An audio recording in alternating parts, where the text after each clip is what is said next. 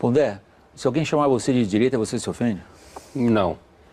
Eu não me ofendo na medida em que eu entendo que ser de direita significa ser a favor da sociedade de mercado, liberdade de imprensa. Entendo que o modelo de sociedade de mercado foi o único que reduziu a miséria, num certo sentido, no mundo. Conheço história, então eu entendo que a esquerda, na realidade, onde se instalou, como dizia Margaret Thatcher, grama que a esquerda pisou não cresce nunca mais. Agora, acho importante o que vocês conversavam há pouco, porque assim, essa coisa de ser de esquerda é legal, principalmente jantares inteligentes, onde todo mundo é super cabecinha, e ser de direita é ruim. Acho que no Brasil tem uma coisa, além do que dizia o Bolívar, que eu concordo, com essa imagem geral, existe uma coisa específica. A esquerda no Brasil, e o que eu quero dizer por esquerda aqui, um certo setor de agentes da mídia, da imprensa, grande parte da vida acadêmica, certo? Essa é a elite pensante. Então, partidos políticos de um espectro, digamos, do PT para a esquerda, tá? PSOL, PSTU e outros quadros assim. A esquerda conseguiu construir no Brasil uma coisa muito interessante a partir da ditadura, que é o seguinte: primeiro, colar na ditadura a imagem de que a ditadura era uma ditadura a favor da sociedade de mercado, a favor da liberdade de imprensa. E com isso, portanto, se você é identificado como direita no Brasil, acham que você é a favor da tortura, que você estava matando gente inocente. Outra coisa que a esquerda conseguiu, através de uma operação de marketing maravilhoso, é vender a imagem que aqueles indivíduos da esquerda que foram para a guerrilha, para a luta armada, e que sofreram, inclusive, por isso enquanto indivíduos, certo? Claro.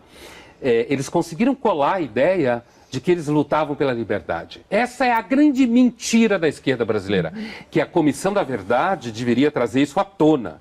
E eles não lutavam. Dizer, me leva digamos, a um esforço quase de puxar de novo a análise que vocês fazem do plano mais abrangente, que o que vocês acabaram de fazer foi na definição conceitual, de acordo com a teoria política clássica, do que seriam propostas de esquerda e de direita. Eu estou fazendo esse papel chato de puxar vocês para a realidade brasileira. Por que essa discussão conceitual não ocorre no Brasil? Ou se ocorre pela hipocrisia, pelo monopólio da virtude, a expressão que você usou, ou, como você disse na sua primeira intervenção, Pondé, porque um grupo foi capaz de impor uma visão dos fatos históricos. E eu acho que no Brasil, assim, voltando ao que eu estava dizendo e avançando a partir do que o Reinaldo dizia, é assim, no Brasil houve uma espécie de marketing gramsciano em que os atores intelectuais, seja da mídia, da imprensa, da academia, conseguiram colar em si mesmos a imagem de que eles são do bem quando são de esquerda. Está tudo dominado. Assim, eu que atuo na academia, que sou professor há muitos anos, tanto na pós quanto na graduação, para mim é muito claro que existe uma oposição entre esquerda e direita. Só cuidado com a sua mão, que você está o microfone, o pessoal em casa não vai conseguir entender o que você diz. Então, assim, para mim que estou na universidade, é muito claro que existe uma oposição entre esquerda e direita. Não conceitualmente bem elaborada, mas a realidade nunca é conceitualmente bem elaborada, né? Essa realidade banal do dia a dia. E essa oposição aparece, por exemplo, em que você tem cerceamento, você tem agressão, agressão intelectual, você tem uma coisa que, assim, você escreve uma coisa no jornal hoje, ou está dando uma aula, dependendo do público que está te ouvindo, você tem que tomar cuidado. Você tem que como dar prova de pureza ideológica. As coisas que o Reinaldo falava aqui, por exemplo, sou a favor do aborto, por exemplo, você tem que dar prova de pureza ideológica. Olha, não me entendam mal, hein? Eu sou a favor do aborto. Exemplo que ele estava dando. Não me entendam mal, eu sou a favor da justiça social.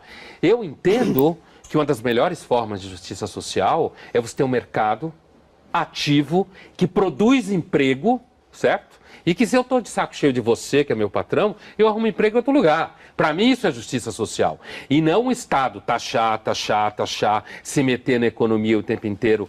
Então a minha impressão é de que existe, pelo menos na academia eu sinto, e tem outra coisa, William, essa questão do conceito, a dificuldade do debate conceitual, eu também tenho uma visão muito clara que é a seguinte: há uma espécie assim de... é inviável, é quase inviável o acesso à bibliografia. Os alunos da universidade praticamente só leem Marx, Rousseau, Foucault e Bourdieu. Acabou. Os professores não dão acesso aos alunos lerem outra biografia. Então você tem uma espécie de contenção e de censura. Não, vai lá. Não, eu só ia acrescentar o seguinte, que assim, eu acho que há uma... quando o Bolívar falava o verdadeiro socialismo, ou teoricamente definido, o partido faria isso e na prática o PT faz outra coisa, eu tenho sempre a impressão, e as pessoas que se identificam com a esquerda normalmente oferecem esse tipo de argumento, que é, olha, se o socialismo fosse verdadeiro, então a União Soviética não foi socialista, por exemplo. Nem a Coreia do Norte. Né? Então, para mim, eu vou fazer uma analogia com o cristianismo, como religião, mas podia fazer com qualquer uma, e considero o cristianismo infinitamente superior ao socialismo como teoria e como prática, tá? Apesar de não ser cristão e nem acreditar em nada disso, mas assim, é o mesmo argumento. Quando alguém diz assim, não, o cristianismo, ele era pleno. A Igreja Católica perverteu, o protestantismo perverteu. E as pessoas que se identificam com a esquerda normalmente usam esse argumento. Olha, a esquerda, ela na sua definição, teria dado certo, como dizia o Bolívar, lá na frente teria dado certo. Eu cobri muito a guerra, não existe. Eu cobri muito a Guerra Fria a partir da Alemanha. Sim. Se chamava o socialismo realmente existente, era o socialismo que não prestava. O socialismo em si, o que um dia, lá no raio que parta, como vai você acontecer. falou, lá no raio que parta, um dia vai ter o socialismo, esse vai ser bom. O socialismo realmente existente não presta. É por isso que eu acho que a definição que me parece um pouco mais concreta no cotidiano da esquerda hoje, ou das pessoas que se acham de esquerda, migrou de uma discussão política enquanto tal para um marketing moral. Isso. Então é assim, a pessoa que é de esquerda, ela se acha superior. Façamos um teste. Pega um amigo teu ou quem você conhece, que é uma pessoa que se identifica com a esquerda, e faça uma acusação razoavelmente fundamentada que ela é autoritária. Ela vai parar de funcionar que nem o computador com vírus. Ela entra numa crise. Como? Eu? Reacionário? Não, não pode ser. Eu sou a favor das liberdades. Porque, para mim, essa é a definição contemporânea mais atual de alguém que se acha de esquerda. Ele se acha moralmente superior. Eu acho, ao contrário, assim, do que normalmente a gente pensa, que o PT continua sendo ideologicamente consistente. No sentido de que, na medida que você passa a prática, por exemplo, quando os réus do mensalão se chamam de presos políticos, por exemplo, há uma lógica nisso. Você pode... Todo partido comunista ou socialista, né? Às vezes eu volto a falar o nome comunismo, porque eu acho que tem que dar nome aos bois. Todo partido comunista ou socialista que se instalou no poder, de fato, foi corrupto. Que teve o poder pleno da sociedade, o processo de corrupção é normal. Normal no sentido de que, porque há casos de corrupção, isso não significa que o partido não esteja ideologicamente orientado. Porque dentro da orientação ideológica está justificado ter casos de corrupção, não estou dizendo que todo mundo é corrupto, mas é justificado o caso de corrupção se servir a causa. Então, quando alguém diz uma situação como essa, que ele está sendo, que ele é preso político, dentro da lógica dele, ele continua servindo a causa. É uma corrupção ideologicamente orientada. Muitos dos cientistas políticos dizem quando leem a Constituição de 88. Cuidado, há um consenso nessa sociedade que praticamente, vai a provocação a você, Pondé, exclui a possibilidade de um agrupamento político grande defender ideias de direita? Olha... Inclusive do ponto de vista do crescimento de um certo pensamento de esquerda na magistratura, eu não tenho nenhuma dúvida. Eu tenho uma sensação de que o Brasil marcha lentamente para um certo consenso esquerdizante, gramsciano. Já está marchando em direção a isso. E eu vejo, por exemplo, voltando ao que você perguntava antes, quer dizer, por que não existe? Então existe, primeiro, na universidade é impossível quase você levantar essa questão. Eu tenho alunos jovens que se identificam com a tradição de pensamento liberal, como a gente fala no Brasil, ou de direita. Liberal no sentido europeu, né? Liberal conservador e tal, no sentido europeu, e eles não têm espaço.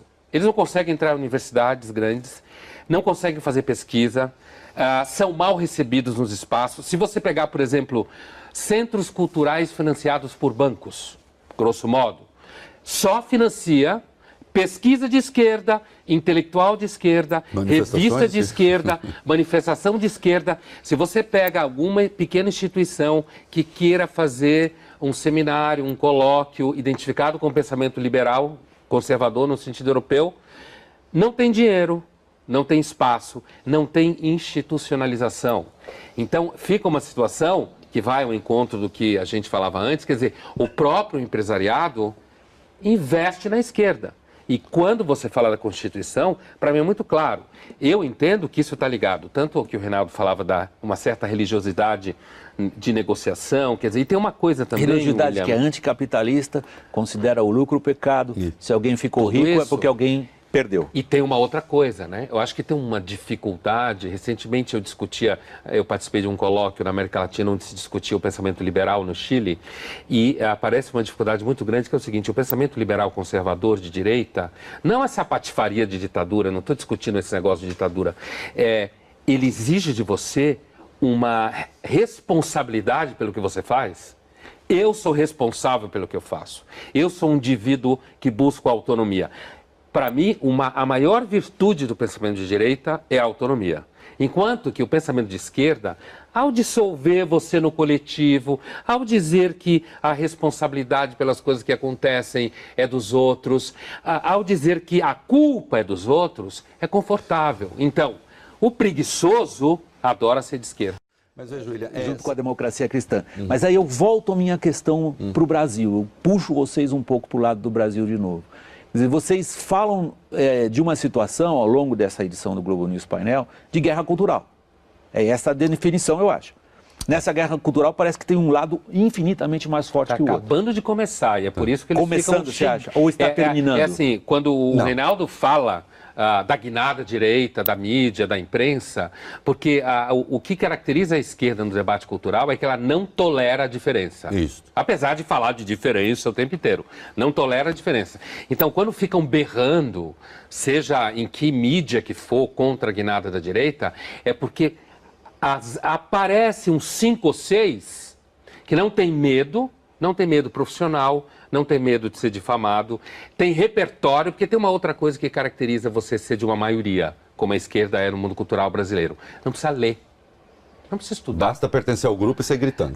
Você pertence ao grupo, você xinga o outro e não lê. E é nessa situação, muitas vezes, que essa moçada começa a levar pau. Porque quando você é uma minoria, como pessoas que não se identificam com a esquerda no mundo cultural brasileiro Estou falando no mundo dos agentes culturais.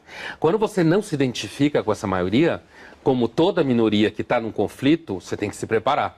Então você acaba estudando mais.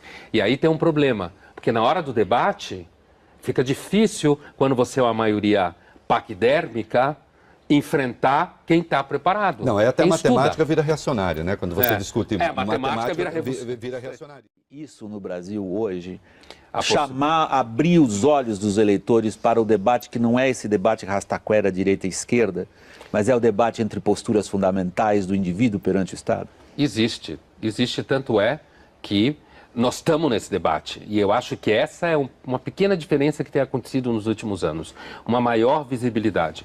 No Brasil, para mim, ser revolucionário, no bom sentido, no sentido de trazer alguma coisa de importante, é ser liberal.